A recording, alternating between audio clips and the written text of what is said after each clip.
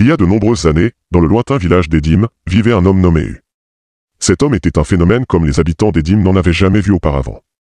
Lorsque sa mère était enceinte de lui, elle ne se reposait jamais, sa taille était toujours en feu, et le jour de son accouchement, elle alla en enfer et en revint. C'étaient ces circonstances qui poussèrent son père à le nommer U, ce qui signifie « feu ». Oku grandit très vite, mais contrairement aux autres garçons de son âge, il était toujours dans la brousse. Il y passait des heures à ramasser des feuilles et à parler aux arbres. Oku était simplement étrange, et donc cela n'a pas surpris les gens lorsqu'il devint de bien. U devint un guérisseur traditionnel bien connu à Edim, et des gens de loin venaient chercher de l'aide après avoir entendu parler de ses pouvoirs. Il pouvait accomplir et défaire tout ce que l'on souhaitait. Si on voulait qu'il fasse des charmes à des fins bienveillantes, il acceptait, et si on les voulait pour des buts malveillants, il le faisait aussi volontiers. En raison de sa réputation, U était craint de tous dans le village, et aucun parent ne voulait marier sa fille à lui. Ainsi, U resta célibataire pendant très longtemps. Il se concentra sur son activité de debia et devint très riche. À l'âge de 50 ans, cependant, il commença à ressentir le besoin de fonder une famille. Mais comme aucune femme ne voulait l'épouser, il décida de faire à sa manière. Oku revenait de la brousse, où il avait effectué un rituel pour un client, lorsqu'il vit une jeune femme ramasser du bois de chauffage. Lorsque le regard de U se posa sur elle, il fut immédiatement attiré et, sans réfléchir à deux fois, il sortit son bâton et le tendit vers elle. Immédiatement, la femme se tourna et le suivit. Cette femme s'appelait Ner, et U la ramena chez lui et en fit sa femme. Il envoya des cadeaux et de l'argent aux parents de Ner comme paiement de sa dot, et ils n'eurent d'autre choix que d'accepter, car personne n'osait défier Oku. Oku avait désormais une femme, et il prit grand soin d'elle. Ils vivaient bien ensemble, jusqu'à ce que, quelques mois plus tard, Oku ramène une autre femme qu'il avait également charmée. Cette femme s'appelait U, et U l'épousa de la même manière qu'il avait épousé Ner. Ner était enceinte à ce moment-là, et quelques mois plus tard, elle donna naissance à une petite fille. Un jour, un homme se précipita dans la cour d'Oku en criant à l'aide. « U, s'il te plaît, aide-moi, mon fils est en train de mourir, fais quelque chose, je ne veux pas qu'il meure, c'est mon seul fils. » U sortit et vit l'homme pleurer comme quelqu'un en détresse. « Pourquoi cries-tu dans ma cour? Ne sais-tu pas que cet endroit est sacré? Tu ne le profanes pas avec du bruit. » L'homme tomba immédiatement à genoux. « S'il te plaît, je suis vraiment désolé, j'ai juste besoin de ton aide, mon fils unique est allé se coucher la nuit dernière, et ce matin, tout le monde s'est réveillé, mais il ne s'est pas levé. Nous sommes allés le voir, et nous l'avons trouvé en train de lutter pour sa vie, il ne pouvait pas se lever ni parler. J'ai couru ici immédiatement pour te voir, car je sais que tu peux m'aider. » U le regarda avec pitié. « Vous, les gens, vous mettez en colère les dieux, et ensuite vous courez chercher de l'aide quand les conséquences arrivent. Attends ici, je reviens, dit Oku à l'homme. » Et avant que l'homme puisse même répondre, Oku disparut. L'homme fut saisi de peur et se retourna, cherchant Oku. Cela ne prit pas plus de 2 minutes avant qu'Oku ne réapparaisse pour rencontrer l'homme. « Tout est réglé maintenant, ton fils est en bonne santé. » L'homme était choqué, mais soulagé. « Oh, U, merci beaucoup. » Mais U l'interrompit. « Je n'ai pas besoin de tes remerciements. Mon tarif est de 20 sacs de quart. » L'homme se figea de stupeur. « 20 sacs? Où vais-je trouver cela? Je n'en ai pas autant, sois clément, je ne peux offrir que 2 sacs. » U le regarda avec dédain. « Après avoir sauvé ton fils des mains de la mort, tu me proposes des cacahuètes? Qui t'a dit qu'Oku est un homme pauvre? Je veux mon paiement dans 7 jours, sinon tu devras utiliser ta fille en échange. » L'homme fut encore plus choqué, mais Oku ne lui laissa pas le temps de se plaindre, car il le laissa là et rentra à l'intérieur. L'homme retourna chez lui avec des sentiments partagés, car bien qu'il fût heureux que son fils soit guéri, il savait qu'il avait perdu sa fille. Où, sur cette terre, pourrait-il trouver 20 sacs de scie pour payer Oku? Oku était la pire personne à qui on puisse devoir de l'argent. Et pourquoi serait-il même allé voir Oku, si ce n'était pour la vie de son fils? Maintenant, il était pris au piège d'Oku, et personne ne pouvait le sauver. Une semaine plus tard, Oku avait une nouvelle épouse, car l'homme n'avait pas pu rembourser sa dette. La jeune fille s'appelait Uli et elle devint la 3e épouse d'Oku en guise de remboursement de la dette de son père. À ce moment-là, les 2 premières femmes d'Oku avaient déjà donné naissance à 2 enfants chacune, et sa cour, autrefois solitaire et silencieuse, était désormais remplie de cris d'enfants courant partout. Tout semblait parfait, mais ils ne savaient pas que leurs ennuis étaient sur le point de commencer. Oku était un debia très puissant et malheureusement malveillant. Son cœur était mauvais, et il n'hésitait jamais à obtenir ce qu'il voulait. En plus de faire des charmes pour les gens et de les guérir, lui était celui qui préparait généralement les charmes pour le masque le plus dangereux du village, mais cela restait un secret que personne ne connaissait, sauf Umu, l'homme qui venait en privé voir Oku pour les charmes du masque. Ce masque était si puissant qu'il ne se déplaçait que la nuit, il était interdit de le voir en plein jour. Un soir, Oku sortit pour aller chercher des herbes dans la brousse afin de préparer des charmes. Il les avait déjà cueillis et était sur le chemin du retour lorsqu'il rencontra par hasard le masque le plus redouté, se promenant la nuit. Oku fit semblant de ne pas l'avoir vu et continua son chemin, mais le masque l'attaqua. Les porteurs du masque s'approchèrent de lui et utilisèrent la paume de leurs mains pour essuyer Oku par derrière. Oku ressentit une force dans son corps et, furieux, se retourna. « Qui a fait ça ?» demanda-t-il. Le masque commença à danser sa danse rituelle, ignorant la question de U. C'est l'homme qui accompagnait le masque qui répondit « Oku, comment oses-tu marcher sous le regard des dieux et encore oser les questionner ?» Aucun mortel ne le fait et survit pour raconter l'histoire. Oku, ridicule, répondit « C'est pour cela qu'il m'a essuyé la paume. » Savez-vous qui je suis et les conséquences de vos actions? L'homme éclata de rire et se moqua d'Oku, tu n'es personne. Tu penses que tes petits charmes peuvent te sauver? Tu ne quitteras pas cet endroit vivant aujourd'hui à cause de ton arrogance. Oku, très en colère, décida de ne plus perdre de temps à discuter. Il les maudit alors, puisque vous n'avez ni peur ni remords, vous resterez ici à danser la danse des dieux jusqu'à ce que je vous dise d'arrêter. À peine eut-il fini de parler que l'homme et le masque commencèrent à danser frénétiquement. Ils pensaient que c'était un jeu, mais ils étaient sur le point de réaliser un spectacle qui secourait tout le village. Oku rentra chez lui sain et sauf cette nuit-là et dormit comme si de rien n'était. Quant à l'homme et au masque, ils continuèrent à danser toute la nuit et jusque dans la matinée. Ce sont des hommes qui allaient vérifier leur piège très tôt le matin qui les virent et s'enfuirent de peur pour rapporter ce qu'ils avaient vu. Il était tabou de voir le masque et ses accompagnateurs en plein jour, alors tout le monde évitait le chemin où ils dansaient. La nouvelle parvint bientôt à Uesu que le masque dansait encore en plein jour, et il en fut choqué. Il se précipita sur les lieux et les vit danser énergiquement, incapable de s'arrêter. Il transpirait abondamment et pleurait, mais ne pouvait toujours pas cesser de danser. Uesu demanda à l'accompagnateur, « Pourquoi êtes-vous encore ici? Vous ne pouvez pas arrêter de danser ?» L'accompagnateur, tout en dansant, répondit, « Maître, s'il te plaît, aide-nous. Nous sommes sous un sort. Nous ne pouvons pas arrêter de danser. » Uesu fut encore plus choqué et confus. « Un sort? Avez-vous rencontré quelqu'un qui vous a fait cela ?» L'accompagnateur lui raconta alors qu'ils avaient croisé U. Uesu cria de peur, « Vous avez rencontré U.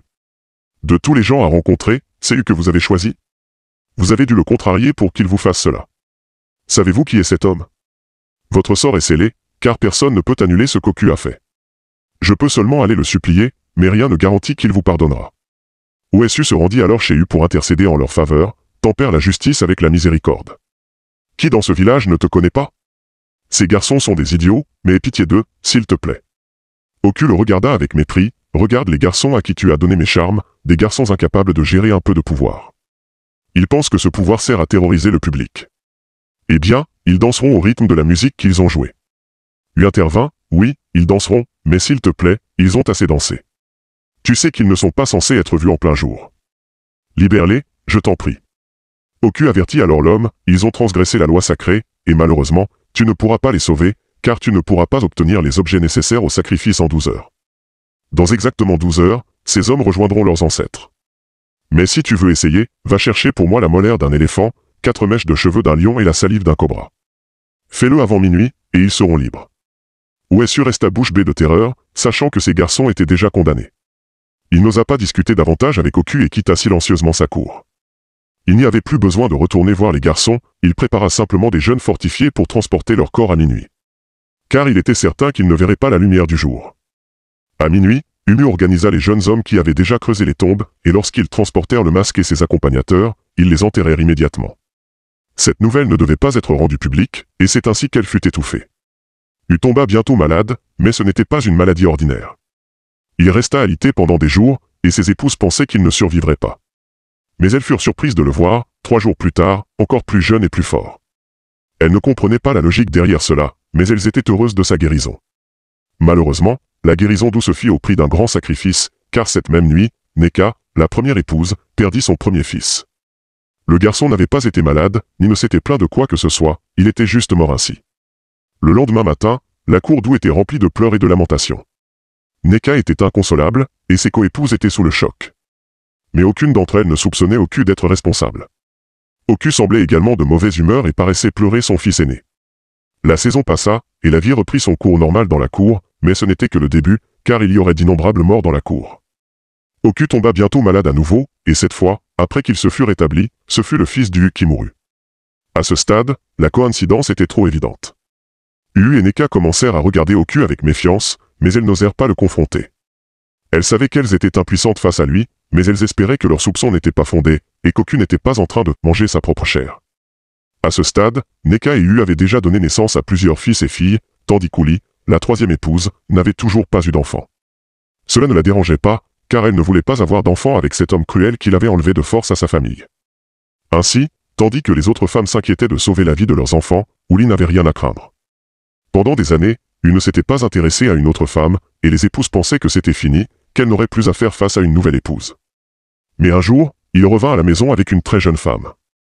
Lui avait un ami proche nommé Oem, qui était aussi un puissant Debia dans le village voisin. Oem avait une fille nommée Aku, qu'il aimait profondément, mais à son insu, chaque fois que lui venait lui rendre visite, ses yeux étaient rivés sur Aku. Puis, à la grande surprise de tout le monde, lorsqu'il proposa à Aku de l'épouser, elle accepta sans hésiter. Aku avait toujours voulu être avec un homme aussi puissant que son père.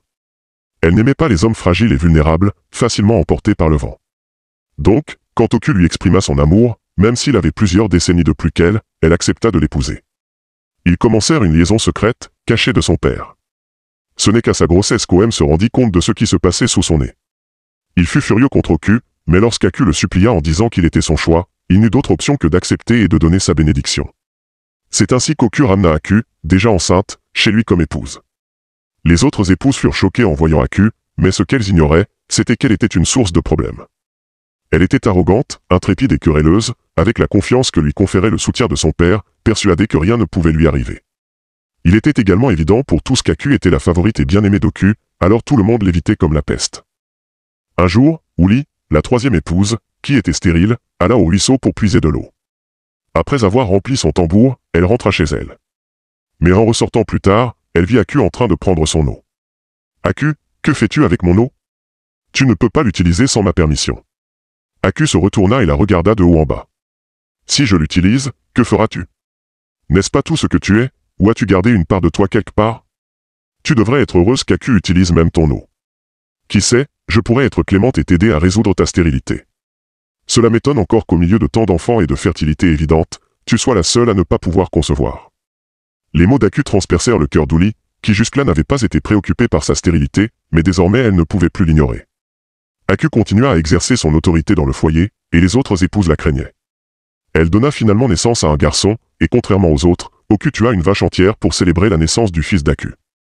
Aku continua à avoir beaucoup d'enfants pour Oku, et elle n'avait pas peur de ce qui mangeait les enfants des autres épouses, car elle savait comment gérer les esprits qui causaient ces ravages. Oku tombait fréquemment malade, et à chaque fois qu'il guérissait, l'un de ses enfants mourait. Cela continua ainsi pendant des années, jusqu'à ce que Neka et Hu ne puissent plus supporter la situation. Neka n'avait plus qu'un seul fils, tandis qu'Hu avait un fils et une fille encore en vie. Ne pouvant plus supporter de voir leurs enfants restant mourir, elles firent des plans, rassemblèrent de l'argent et des biens, et attendirent patiemment qu'Oku parte en voyage comme à son habitude. Dès qu'elles eurent l'opportunité, elles fuirent très loin du village, mais pas avant d'aller voir un autre Debia pour chercher une solution. Ce Debia leur révéla que leur mari utilisait le sang de leurs enfants pour prolonger sa vie. Choqués par cette révélation, Neka et Hu demandèrent ce qu'elles pouvaient faire pour protéger leurs enfants restants. Le Debia leur expliqua que la seule solution était d'utiliser leur propre sang contre lui. Il a pu les utiliser parce qu'ils partagent le même sang avec lui. Si vous faites une incision sur eux, récoltez un peu de leur sang et le restituez à la terre, aucun ne pourra plus avoir accès à eux. Soulagées, les femmes suivirent ces instructions, mais elles ne retournèrent pas chez Oku, de peur de ce qu'il pourrait leur faire. Elles s'enfuirent très loin du village. Lorsqu'Oku revint, il se rendit compte que ses deux premières épouses avaient fui avec leurs enfants. Il fut en colère, mais cela ne dura pas longtemps, car il ne pouvait nier que ses enfants lui avaient été utiles pendant des années. Il décida de leur pardonner pour le bien des enfants qu'il avait pu utiliser, d'autant plus qu'il avait d'autres options. Aku lui avait donné de nombreux enfants, et il avait également engrossé plusieurs autres femmes à l'extérieur du village. Il pouvait donc utiliser ses enfants à tout moment. Uli, sa troisième épouse, était son atout spécial. Il avait pris son utérus et l'avait gardé en réserve, en attendant que le besoin se fasse sentir. Mais Aku était plus intelligente qu'il ne le pensait. Elle savait déjà qu'Oku mangeait sa propre chair, et elle restait donc vigilante à chaque fois qu'il tombait malade. Dès qu'il montrait des signes de maladie, elle emmenait tous ses enfants chez son père, qui accomplissait des sacrifices pour les protéger des griffes d'Oku. Aku ne revenait chez elle qu'une fois certaine qu'Oku était guérie. Oku ne pouvait rien lui faire à cause de son père, et il l'aimait profondément. Pendant ce temps, personne dans le village n'osait intervenir dans les affaires d'Oku, de peur de subir des représailles. Oku était devenu intouchable et inarrêtable, et il avait juré qu'il ne mourrait jamais. Il était déterminé à défier la mort et à vivre éternellement. Les années passèrent, et Oku restait fort et en bonne santé, jusqu'au jour où il fut frappé par une force déterminée à l'emporter. À ce moment-là, les enfants d'Aku étaient déjà grands et ne vivaient plus dans la maison. Oku resta alité pendant des semaines, et tout le village était convaincu qu'il allait mourir. Ses deux autres épouses attendaient avec impatience d'annoncer sa mort. Oku se battait férocement contre l'esprit de la mort envoyé pour le prendre. Son esprit avait quitté son corps et flottait pendant des jours, mais Oku ne serait pas Oku s'il ne trouvait pas un moyen de négocier. C'est alors qu'il offrit l'utérus d'Uli comme sacrifice spécial pour cette occasion, en y ajoutant son sang pour solidifier l'offrande. Tout le monde fut choqué de le voir se relever exactement 14 jours plus tard, marchant comme si de rien n'était. Aku, qui savait qui était son mari, était en alerte et chercha à découvrir qui il avait sacrifié cette fois. Elle fut certaine de sa réponse lorsqu'Uli alla se coucher ce même soir et ne se réveilla jamais. Aku entra dans une rage folle et alla confronter Oku. « Tu ne veux pas mourir, hein? Tu veux t'immortaliser. Tu as enfin décidé de tuer cette femme après avoir lié son utérus pendant des années. Tu es diabolique. Tu as mangé tous tes enfants et chassé toutes tes épouses. Qui vas-tu dévorer ensuite? Eh bien, je te dis que mes os t'étrangleront. Tu ne me mangeras jamais. Je vais rester ici avec toi. Je ne mourrai pas avant toi. Je resterai ici et je verrai tout le mal que tu fais et comment tu en paieras le prix. Tu ne me mangeras pas, Oku. Ce que tu sais, je le sais aussi. Tu mourras avant moi. Oku était furieux contre Aku. Elle était la seule à avoir le courage de le défier de la sorte et à s'en tirer sans conséquence. Mais il savait bien qu'il ne pouvait pas la dévorer, sinon il l'aurait fait depuis longtemps. Cependant, il choisit de l'ignorer pour se concentrer sur des affaires plus importantes. Le village entier trembla de terreur en apprenant la mort d'Uli et la mystérieuse guérison d'Oku. À ce stade, il n'y avait plus d'espoir pour eux, car, à en juger par les apparences, Oku ne mourrait jamais. Il était lié à eux pour la vie. C'est à ce moment-là que des missionnaires arrivèrent à Edem. Il ne fallut pas longtemps avant qu'ils n'entendent parler d'Oku. Ils allèrent lui prêcher l'évangile, mais Oku les avertit de ne jamais dépasser les limites. Il leur dit qu'il pouvait convertir ses enfants et petits-enfants, mais qu'ils ne devaient jamais réapparaître devant lui. Les deux premières épouses d'Oku, qui avaient échappé avec leurs enfants, étaient maintenant âgées, et leurs enfants étaient adultes et mariés. Le fils de Nas était marié et avait aussi des enfants, mais il ne supportait plus de vivre comme un paria. Il n'arrêtait pas de harceler Na pour qu'elle l'emmène voir son père, qu'il soit mort ou vivant. Mais Na refusait, lui disant que son père était pire que le diable et n'hésiterait pas à le dévorer s'il en avait l'occasion. Le jeune homme ne comprenait pas ce que sa mère essayait de lui dire et continua à la harceler jusqu'à ce qu'elle cède. Cependant, elle ne lui donna que l'adresse et ne l'accompagna pas. Le fils de Na partit donc avec sa femme et ses enfants à la recherche d'Oku. Lorsqu'Oku les vit, il sut immédiatement qu'il s'agissait de son fils. Il les accueillit chaleureusement, sans donner le moindre signe qu'il aurait pu faire du mal à une mouche. Ils restèrent un certain temps avec Oku avant de repartir chez eux. Nika fut soulagé de les voir revenir sains et saufs, et leur dit de ne plus jamais retourner là-bas. Mais il était évident qu'un esprit poussait son fils vers sa tombe, car il refusait de croire sa mère et insistait que le père qu'il avait vu ne ressemblait pas à quelqu'un qui ferait du mal à son propre sang. La fois suivante, il voulut rendre visite à Oku et demanda également au fils de Yu de l'accompagner. Bien que celui-ci ait d'abord été sceptique, il finit par être convaincu. À leur arrivée, Oku fut très impressionné par la grande famille qu'il avait loin de chez lui. Il les reçut bien et tout le monde se sentait à l'aise. Mais à leur insu, Oku préparait déjà son plan de retraite. Ses yeux étaient fixés sur ses petits-enfants dont le sang jeune et frais lui donnerait environ 5 années supplémentaires chacun. C'était suffisant pour le faire durer avant de devoir penser à une autre prolongation. Avant leur départ, Oku récupéra quelque chose appartenant à ses petits-enfants, qu'il utiliserait pour les invoquer quand il le voudrait. Na et Yu était profondément effrayée, car elle savait qu'Oku n'avait pas changé. Lorsque leurs fils et petits-enfants rentrèrent, elles leur dirent qu'ils devaient aller à Adia pour une purification. Mais les hommes refusèrent, demandant à leur mère d'arrêter d'être paranoïaque. Malheureusement, il ne fallut pas longtemps avant que la tragédie ne frappe. 2 de leurs enfants tombèrent malades et moururent avant même qu'ils n'aient pu chercher un traitement. C'est à ce moment que leurs yeux s'ouvrirent et qu'ils acceptèrent enfin d'accompagner leur mère pour une purification et une protection. Ils comprirent enfin que leur père était un homme maléfique et l'évitèrent désormais. Oku avait déjà prolongé sa vie de plusieurs années supplémentaires, et tous ceux qui lui étaient redevables étaient déjà morts, y compris le père d'Aku, qui avait été son grand ami. Mais Aku était toujours avec lui, le surveillant comme un faucon. Elle avait averti ses enfants de ne pas revenir chez eux, car elle ne pouvait plus les protéger. Elle ne pouvait protéger qu'elle-même à ce stade. Mais les enfants restent des enfants, ils doutent toujours et veulent voir par eux-mêmes. Certains de ces enfants revinrent avec leur famille. Même si Aku n'était pas contente, elle ne pouvait rien faire pour les renvoyer. Ils étaient heureux de se réunir avec leur père et de présenter leurs enfants à leur grand-père. Comme d'habitude, Oku était l'hôte parfait, et ses petits-enfants étaient tout autour de lui, jouant avec lui. Malheureusement, tout comme les fils de Na et Yu avaient appris à leurs dépens, les enfants d'Aku apprirent eux aussi la leçon de la manière la plus dure lorsqu'ils commencèrent à perdre leurs enfants. Ils jurèrent tous de ne plus jamais revenir. Oku continua à tromper la mort et à prolonger sa vie encore et encore. Il avait utilisé tout le monde qui lui était lié, et ceux qui étaient encore en vie fuyaient loin de lui. Il commençait à s'inquiéter, car il savait qu'il avait besoin d'un contact physique avec eux pour pouvoir les dévorer, mais maintenant que tout le monde fuyait, cela devenait un grand défi pour lui. Même Aku commençait à l'éviter, bien qu'elle vive encore dans la même maison que lui. Elle attendait patiemment qu'il meure, car elle serait celle qui annoncerait la bonne nouvelle au public.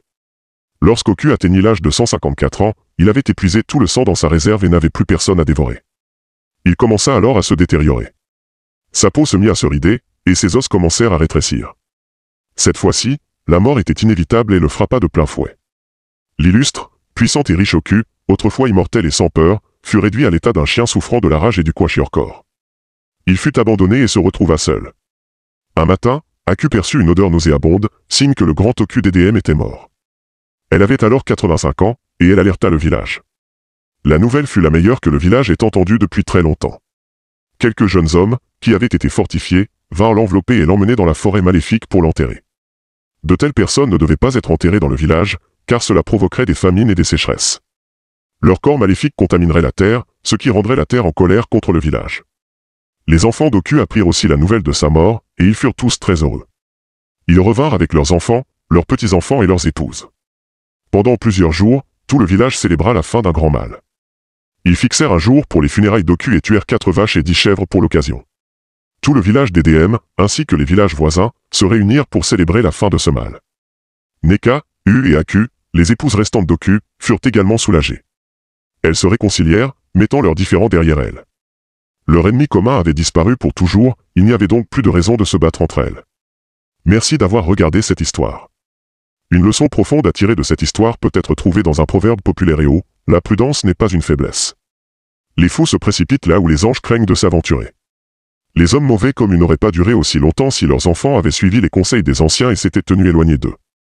Cependant, ils ont appris leur leçon, mais seulement trop tard. Avez-vous déjà vécu un règne aussi maléfique? Combien de temps cette personne a-t-elle duré, et quelle a été sa fin? Partagez votre expérience dans la section des commentaires. N'oubliez pas de mettre un pouce bleu à cette histoire et de vous abonner à cette chaîne si ce n'est pas déjà fait. Partagez également cette histoire avec vos proches. Mettez le drapeau de votre pays pour que nous puissions connaître de quel côté de monde vous nous regardez.